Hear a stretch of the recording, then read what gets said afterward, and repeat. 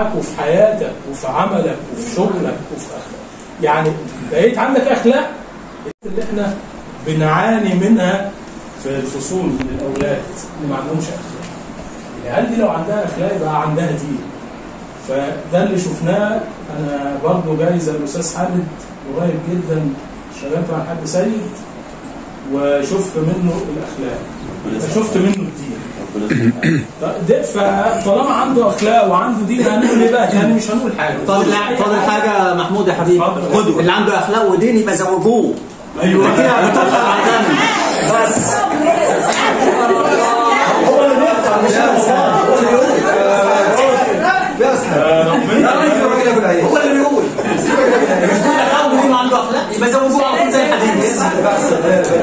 ربنا يتقبل يا عم السيد شغلك اللي فات كله، يعرف يزكى حساباتك خالص مش جدا لوجهه الكريم، ويجعل الحاضر افضل من اللي فات، القادر افضل من الحاضر، ويكتب لك الخير والسعاده دنيا واخره.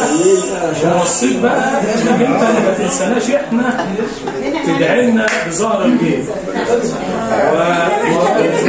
وكلمه لينا بقى كلنا على الارض يا كريم، كلمه صغيره نتعلم منها ان ادي الدنيا تبدا وتنتهي. امبارح كان هو بيحضر ورقه والنهارده بيحضر ورق تاني. هي دي الدنيا، لازم نخلي يعني في بالنا ان كل حاجه هتنتهي، ودي من سنن ربنا في الكون، ودي من اجمل سنن ربنا حطها. ليه بقى؟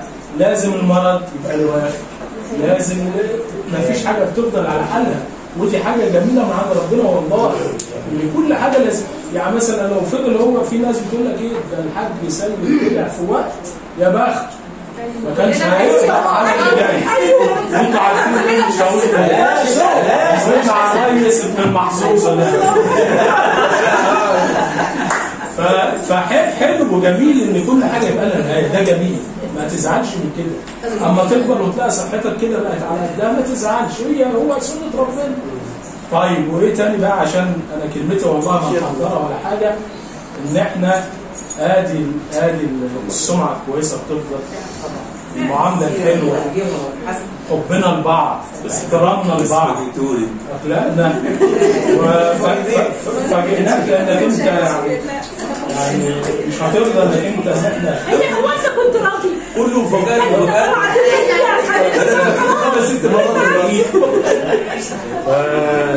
الف مبروك يا حاج سيد، وربنا